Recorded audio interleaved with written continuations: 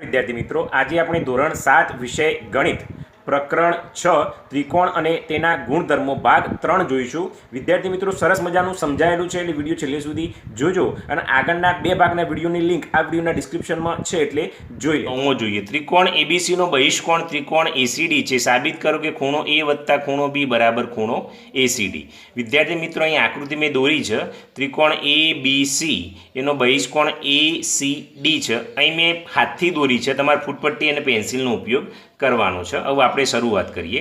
તો ત્રિકોણ એબીસીમાં આપણને ખબર છે ત્રણેય ખૂણાનો સરવાળો કેટલો થાય 180. તો અહીં હું લખું ત્રિકોણ એબીસીમાં ખૂણો એ વત્તા ખૂણો બી વત્તા ખૂણો સી બરાબર 180. હું સમીકરણ આપણે એક આપી દઈએ. બરાબર. હવે એ સી ડી અને એ સી બી એ બે ખૂણા 180 અંશ થશે કારણ કે રૈખિક જોડના છે. તો આપણે અહીં લખીએ ખૂણો, હવે ધ્યાનપૂર્વક કરી દો, એસીડી વત્તા એસીબી બરાબર 180 અંશ રૈખિક જોડના ખૂણા. બરાબર. આમાં રૈખિક જોડના ખૂણાનો સરવાળો કેટલો થાય વિદ્યાર્થી મિત્રો? 180 અંશ થાય. હવે આને એસીબીને સૂત્રનો કરતા બનાવીએ. એસીબી તો 180 તો એમના એમ અને આ છે એ પેલી બાજુ જાય એટલે માઇનસ થઈ જાય. એસીડી. ઓકે, ચલો. હવે એસીબી એટલે ખૂણો સી કહેવાશે એનો. તો આ એમના એમ રાખીએ 180 અંશ ઓછા ખૂણો એસીડી. આને સમીકરણ 2 આપી દઈએ. હવે સમીકરણ 2ની વેલ્યુ સમીકરણ 1માં મૂકવાની એ સીની જગ્યાએ. તો અહીં લખીએ સમીકરણ 2ને સમીકરણ 1માં મૂકતા તો શું થશે? આ ખૂણો એ તો એમના એમ રહેશે, ખૂણો બી પણ એમના એમ રહેશે. સીની જગ્યાએ આવશે 180 ઓછા ખૂણો એસીડી બરાબર 180 તો એમના એમ રહેશે. ઓકે. હવે તમે જુઓ તો અહીં 180 છે અને અહીં પણ 180 છે એટલે આ જતું રહેશે. અને માઇનસ એસીડી છે પેલી બાજુ જતું રહેશે. તો ખૂણો એ વત્તા ખૂણો બી બરાબર ખૂણો એસીડી. તમે જુઓ તો આ જ માગેલું છે, ખૂણો એ વત્તા ખૂણો બી બરાબર એસીડી. તો અહીં હું તમને ચોરસ કરી આપું છું. આ રીતે તમારા વિદ્યાર્થી મિત્રો શાંતિથી સાબિત કરવાનું છે. ચલો આગળ જોઈએ. હવે જુઓ તો ત્રિકોણ એબીસીની એક મધ્યગા એ એમ છે. તો હું અહીં આકૃતિ દોરતો જાઉં. તમારે ફૂટપટ્ટી અને પેન્સિલનો ઉપયોગ કરવાનો છે. ફરીવાર કહું છું, એ બી સી એની મધ્યગા શું છે? એ એમ છે. મધ્યગા એટલે બે સરખા ભાગ કરે વિદ્યાર્થી મિત્રો. ઓકે, ચલો. આવું શું કહે છે? સાબિત કરો કે એ બી વત્તા બીસી વત્તા સી એટલે એ બી બીસી અને સીએ એ 2am કરતાં વધુ છે. ઓકે, તો આપણે એ રીતે કરીએ. હવે ત્રિકોણ જુઓ તો એ એમ બી માટે અહીં આપણે અહીં લખીએ ત્રિકોણ એ એમ બી માટે એક એ એમ બી માટે એ બી વત્તા બીએમ. તો એ બી વત્તા આ બીએમ એ બેનો સરવાળો છે એ કોના કરતાં વધુ થાય? આ વેધ કરતાં, એટલે મધ્યગા કરતાં એમ. એ એમ. ચલો, આવી ગયું. આના સમીકરણ 1 આપીશું. હવે એ એમ સી ત્રિકોણ માટે લઈશું. ત્રિકોણ એ એમ સી માટે એ જ રીતે લખીએ એસી અને એમસી. તો એસી વત્તા એમસી એનો સરવાળો એમ કરતાં કેવો થશે? વધારે થશે. સમીકરણ શું આપી દઈએ? આને 2 આપી દઈએ. હવે સમીકરણ 1 અને 2નો સરવાળો કરીશું. અહીં લખું સમીકરણ 1 અને 2 પરથી તો એ બી બીએમ. તો અહીં લખીએ એ બી વત્તા બીએમ, એસી વત્તા એમસી, એસી વત્તા એમસી મોટો છે એમ અને એમ વત્તા એમ. ઓકે. હવે તમે અહીં જુઓ તો એ બી એમના એમ રહેશે. ખ્યાલ આવે છે તમને? હવે આપણે ચેક કરીએ તો હવે બીસી નથી. તમે જુઓ બીસી તો બીએમ અને એમસીનો સરવાળો. તો આ બીએમ છે અને એમસી. આ બીએમ અને એમસીની જગ્યાએ શું લખીશું આપણે? બીસી. તો અહીં લખી દઉં બીસી. એસી એમના એમ લખું. મોટો છે એમ અને એમ એટલે 2am થશે. અહીં લખીએ બી સી બરાબર BM વત્તા MC. તમે જુઓ AB વત્તા BC વત્તા A6C એ બે એક જ થાય, ગ્રેટર દેન 2M. જે આપણે માગેલું છે એ આવી ગયું. આ રીતે આપણે સાબિત કરવાનું છે. ચલો 11મું જોઈએ.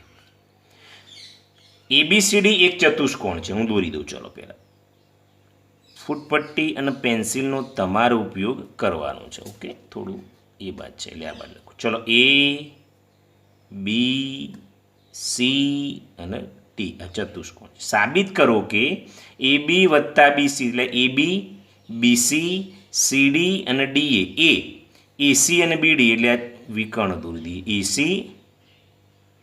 અને BD. ઓકે, ચલો હું એ રીતે કરું. તો પહેલાં AC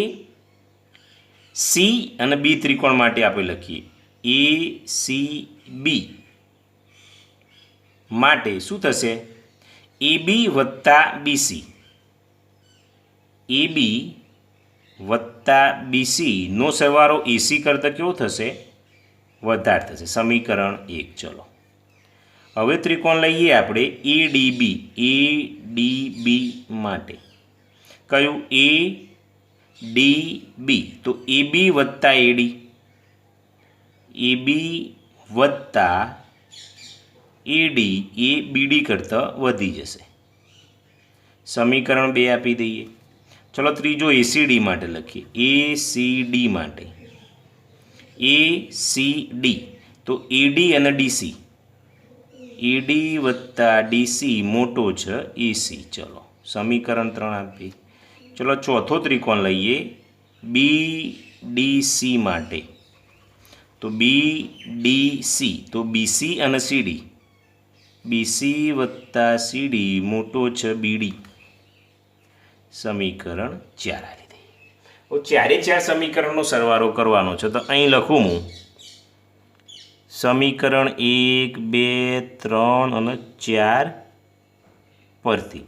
તો ABBC તો અહીં લખીએ AB વત્તા BC વત્તા ABAD, AB વત્તા AD, ADDC, ADDC, BCCD, BCCD મોટો છે AC વત્તા BD વત્તા AC વત્તા BD.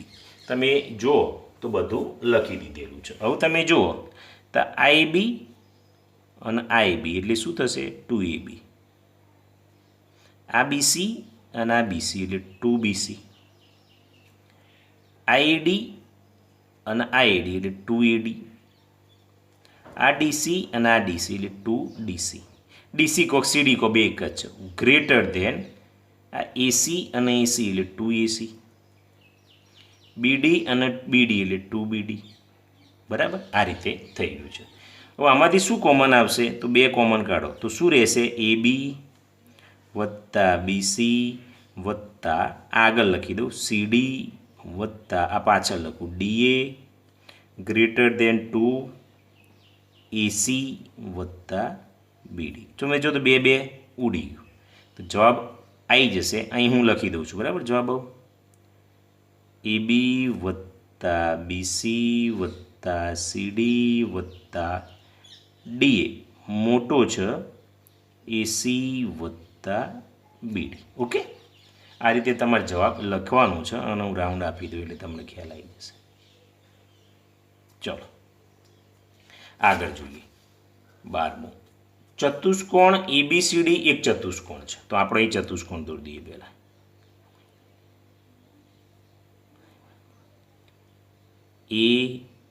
ABCD.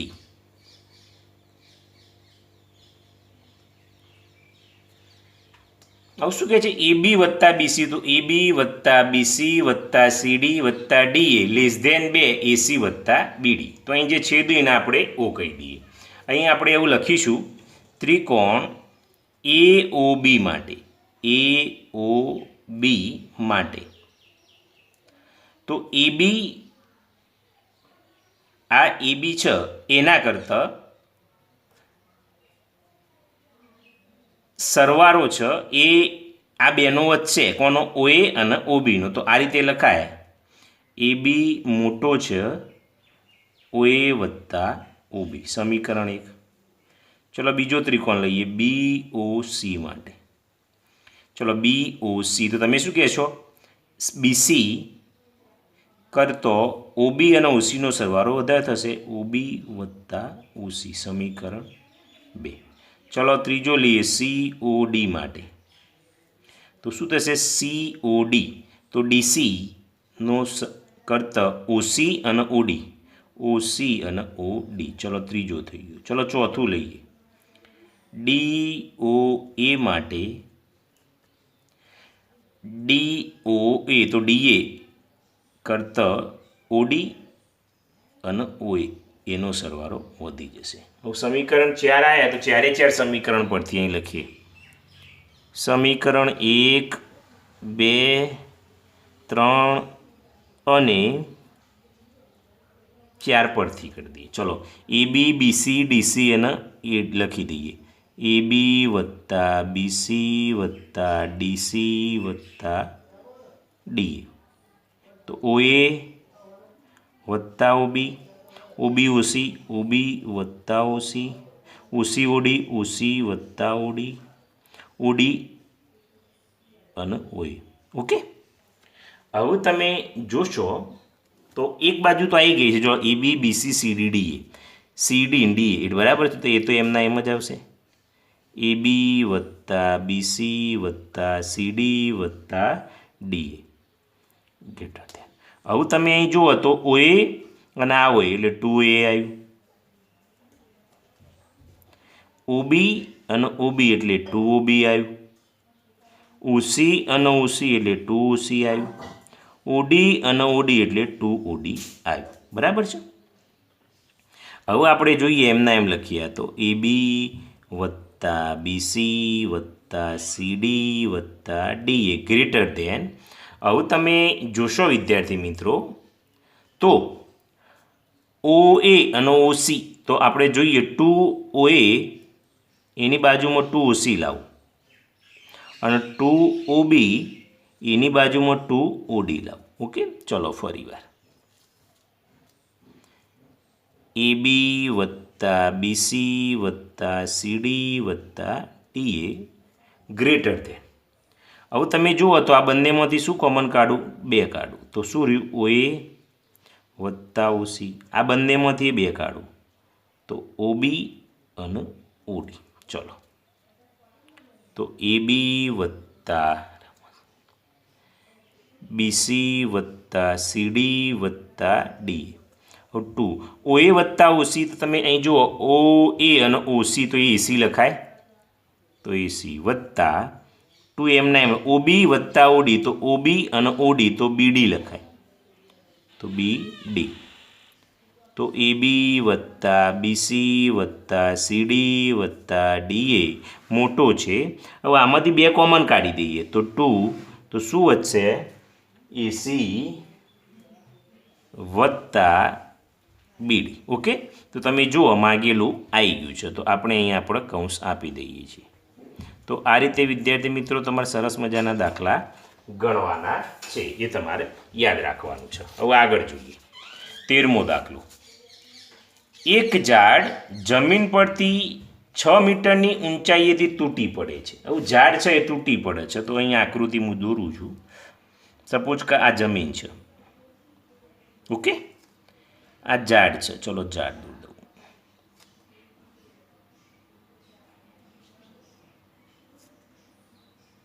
આ જમીનથી ઊંચાઈ 6 મીટરની ઊંચાઈ તૂટી પડે એટલે સપોઝ કે આટલાથી તૂટી પડતું છે.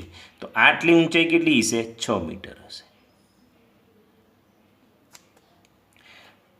તેની ટોચ ઝાડના થડથી 8 મીટરે જમીનને અટકે છે. એટલે આ છે એ વયથી આમ બટકાઈ જાય ઝાડ, એટલે આ નીચું પડ્યું આમ. એટલે આ ભાગ છે એ કેટલો છે? અહીંથી 8 મીટર છે. તો ઝાડની મૂળ ઊંચાઈ શોધો. તો આટલી ઊંચાઈ શોધવાની છે ઝાડની. આ કેટલી છે? એથી એ આટલું બધું શોધવાનું છે. તો અહીં આપણો ત્રિકોણ બનશે. ALDA, અહીં BLDA, અહીં CLDA. ઓકે, અહીં આપણે લખવું હોય તો લખીએ. અહીં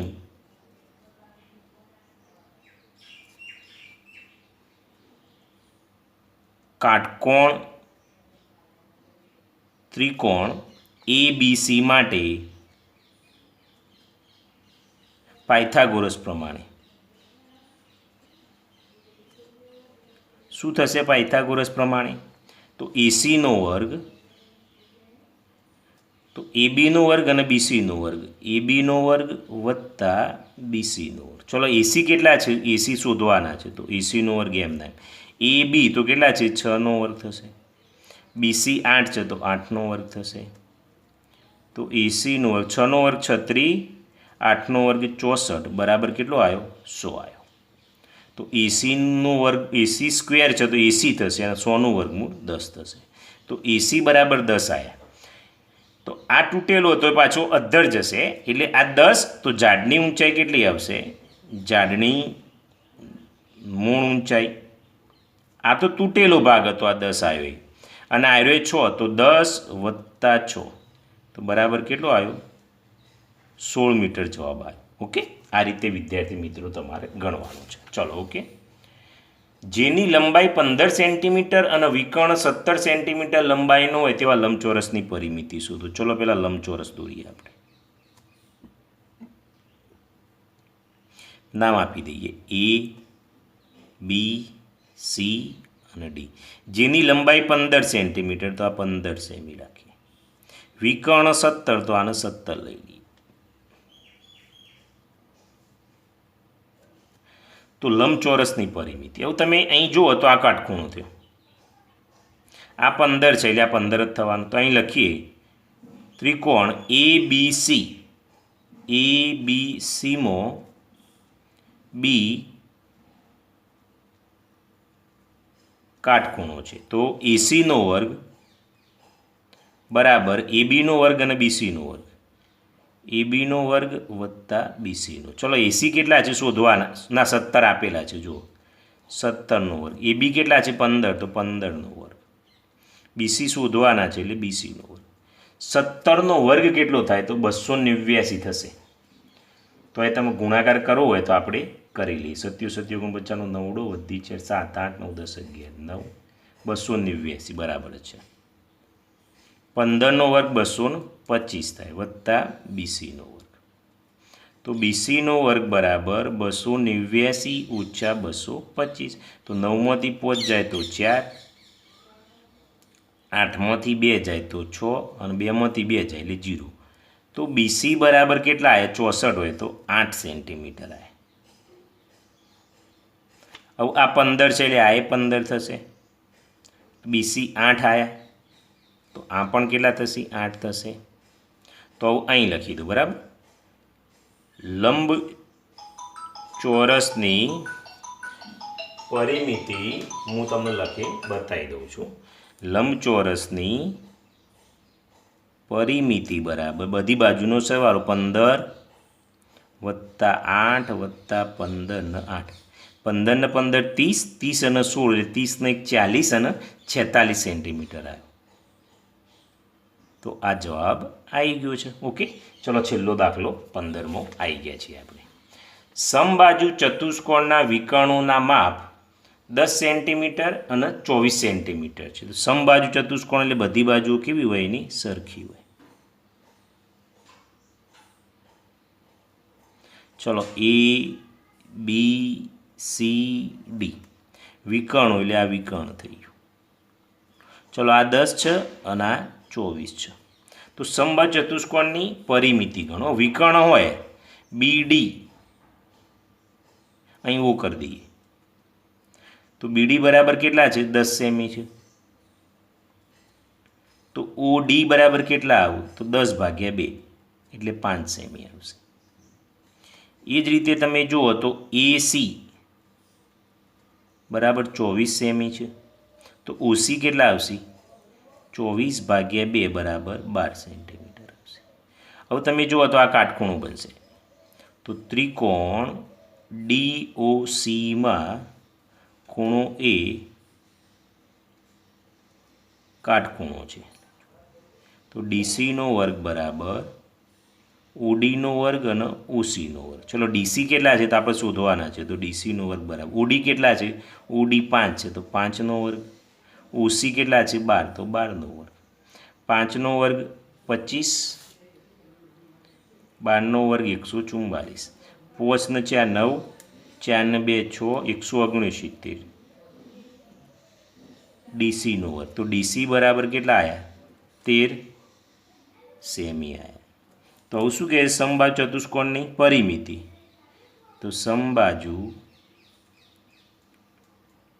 ચતુષ્કોણની પરિમિતિ, તો પરિમિતિ એટલે બધી બાજુનો સરવાળો, બધી આ તો સરખી જ હોય, તો 13 ચોક 52 સેન્ટીમીટર જવાબ આવી ગયો છે. ઓકે વિદ્યાર્થી મિત્રો, તમારો વિડીયો પૂરો થાય છે. કેવો લાગ્યો એ મને કોમેન્ટ જરૂરથી કરજો. Thank you.